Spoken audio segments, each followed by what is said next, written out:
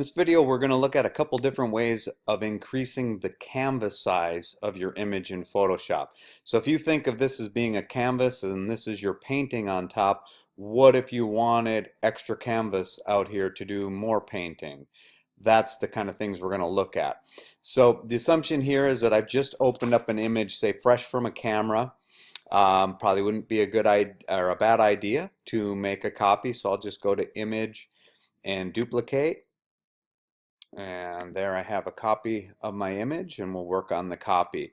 So one thing that I can do that's really simple is I can just take the crop tool, and actually before I do that I'm going to go Command minus, just so we get a lot of space around our image, and then I'll grab the crop tool, and I want to clear all of this data out of here, so I'll go to this little button here, click on it, and now everything is reset. And notice that it's at what I believe is the default, where delete crop pixels is checked. And also notice over here that we haven't made any manipulation to the image. It's opened up with the default background here. And if I just simply, let's say I needed a space at the bottom to maybe sign this image or write the date when it was taken, for example. I can just increase this down here, and if I hit return to make this take, what happens is the canvas is extended and it's filled with whatever the background color was of the image. Okay, so let me just Command Z that, and let me reset the colors here and do that just one more time. So grab the tool, drag down, hit enter, and now white was the background color, so it put white there. What if you wanted a little bit more control over this? Obviously you could just click in here, pick whatever color you wanted, and then if you redid the process, then that would be the color down here.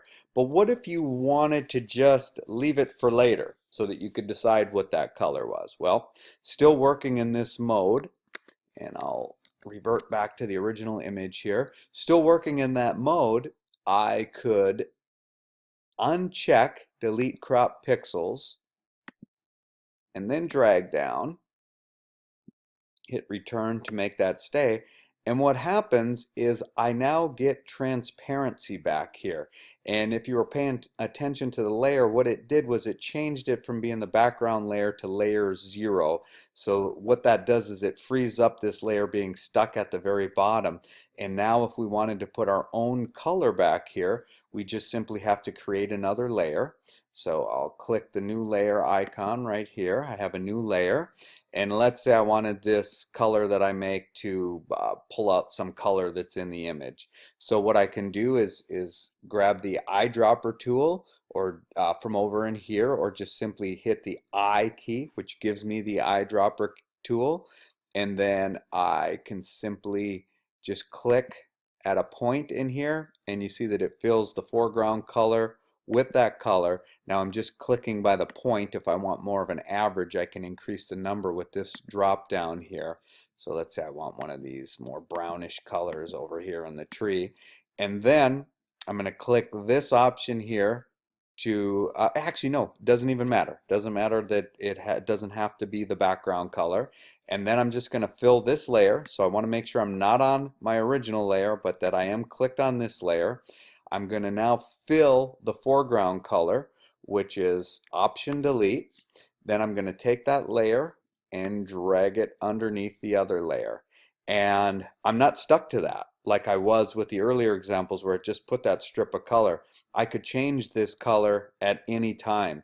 So if I then decided, well, let me try a blue from in the water area here, then I can just make sure that this layer is selected, Option Delete again to fill it, and that's simple. Let's say that you need more accuracy than just simply dragging the crop tool can give you.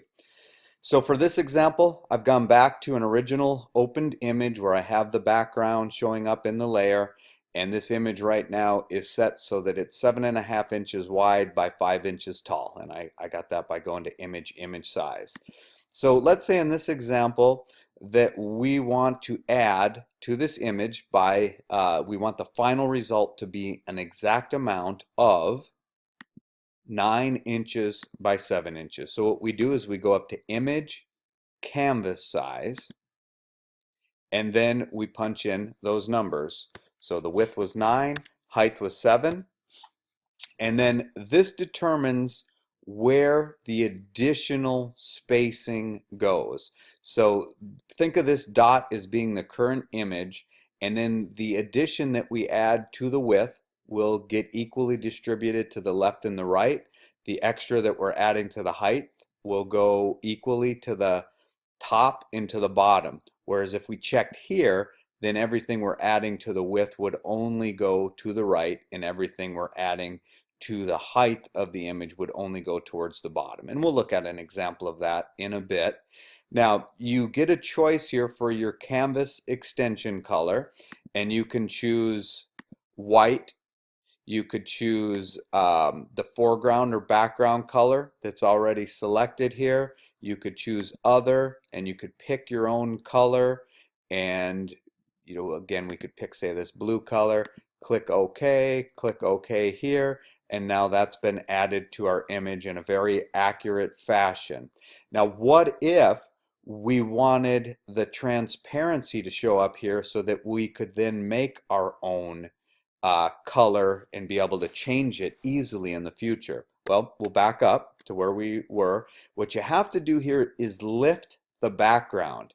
And to do that, you just simply double click on here, and it flies this new layer icon open where you could name it. If you're not worried about naming it, you just click OK, and you notice that little background lock and everything has gone away. And now if we repeat our steps, image, canvas size, put those numbers back in, 9, 7. You see, it doesn't even ask us what we want the extension to be, because now instead of working on the background, we're just working on a layer. Click OK. We get that transparency around here, and all we'd have to do is, just like I showed you before, make a new layer, put it at the bottom, put whatever color we want on that background or that underneath layer, and we could change it as often as we like. Back to the image just being opened up, and let's say that we wanted to add 1 inch all the way around that image. So we have two choices. We're going to go into Image, Canvas Size, and now we could either do math here and say, okay, we want 1 inch on each side, and the top and the bottom, and we could say 7.5 plus 2 equals, change that to 9.5, 5 plus 2 equals 7, change that to 7. But a lot of times it's just easier to check this box, relative, and now whatever we add in here, it takes everything back to 0. So whatever I put in here is what it's going to add. So since I want 1 inch on each side, that means 1 inch on the left, 1 inch on the right, that's 2.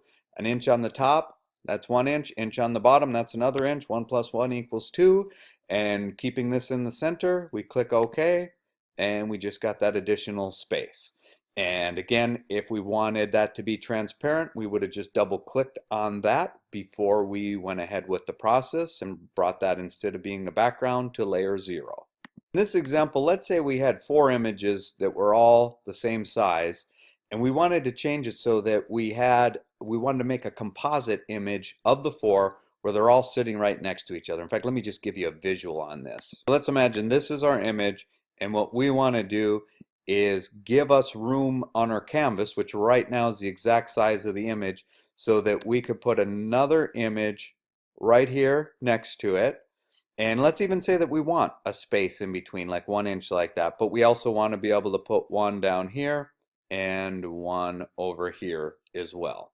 Once again, we go into Image, Canvas Size, and we're going to take our original image, and we'll have that be the top left corner one. So we click here.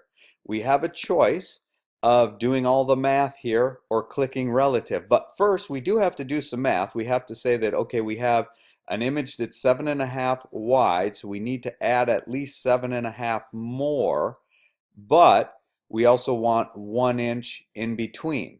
So it probably wouldn't hurt to grab a piece of paper and say, okay, we've got 7.5 plus 7.5 plus 1. And then for the height, we need 5 plus 5 with another 1 inch in between. So if we added all those numbers up, that would give us the total. But if we want to do it from relative, then we just need 7.5 plus 1. So we're going to add 8.5 to the right. And from the bottom, we're going to add 5 inches plus the 1 inch in between, which would be 6.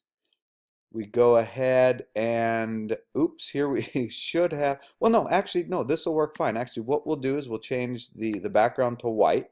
But if we didn't want that, what we would have had to done is first go here and double click on the background, but this will work fine. Okay, so there we go. And I'm going to Command minus, bring that down a little bit. And rather than go find another image that's this same size, we'll just use the copy that we had of it. I will click in this image with the move tool, click and drag like I want to move it, but I'll move it up on top of the tab for the other image. When the other image opens up, I'll bring my cursor down, release the mouse.